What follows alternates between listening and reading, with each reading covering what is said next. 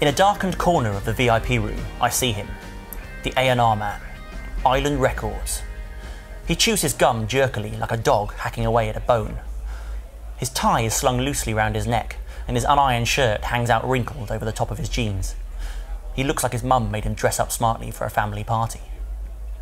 Sidling up casually beside him, I give him the nod. You know the one. The nod that says, "I'm a man, you're a man, we're both human men." He nods back. What on earth am I supposed to do now? I play keyboards in the greatest popular beat combo since the Beatles, a band so stupendously pivotal in the history of rock and roll that upon hearing just the first 5 seconds of our demo, your brain will immediately liquefy and pour freely from your ears in a rampage of aural ecstasy. No, obviously I didn't say that. Fancy going 10-pin bowling later? Or that. No, start with something simple, unobtrusive. You having a good night? Nah, all right. He holds up his empty champagne flute as evidence of the all-rightness of his night. A fat Rolex watch squats on his wrist. I'm Chris. He yawns at me. Paul. I'm having a pretty good night too, with my band. Oh, you in a band? He picks some gunk from the corner of his eye. What kind of music?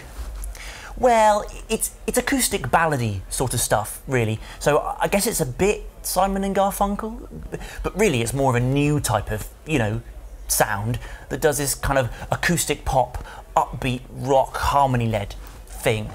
Does that make sense?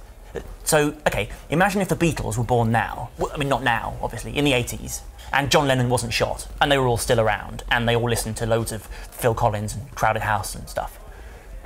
So it's basically that. A waitress sachets past with a tray of drinks and Island Records swipes another glass of bubbly. Yeah, but what's your angle? He asks, crapping his gum into an ashtray. Our angle? What is our angle? We don't have an angle. We're not angular people. We are in fact entirely spherical. Yeah, like, does one of you have a famous dad? Or do you work in a zoo? Or is someone in the band terminally ill? Or whatever. He annihilates a big glug of fizz, and I watch the black hand of his Rolex tick, tock, tick. None of us are terminally ill, no. Bret Michaels, diabetes. Freddie Mercury, AIDS. Mike Nolan, out of Bucks Fizz, epilepticism. Bish bash bosh, 100 million records in the bank. He takes a conspiratorial look around the venue and then leans in towards me. I just signed this band, right, called Air Biscuit. Drummer's only got 6 months to live. Absolute genius. First single's called Cancer Romancer. It's about how he uses his melanoma to get laid. Ka-chow! Angle City. NME are filling their pants. Cold shivers run rivers up my back and creep silently over my shoulders.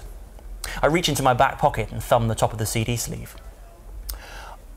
I've got a demo here if you're, Island Records points right into my face. Listen, Craig, was it? Chris. I've had a tip-off about one of the bands tonight, but I've forgotten the arsing name. Any ideas? Our CD demo is quivering in my outstretched hand. Not the Lightyears? Nah, something trendy. I shake my head slowly. Arse, he grunts, whipping a BlackBerry from his inside pocket. So, can I leave our demo with you?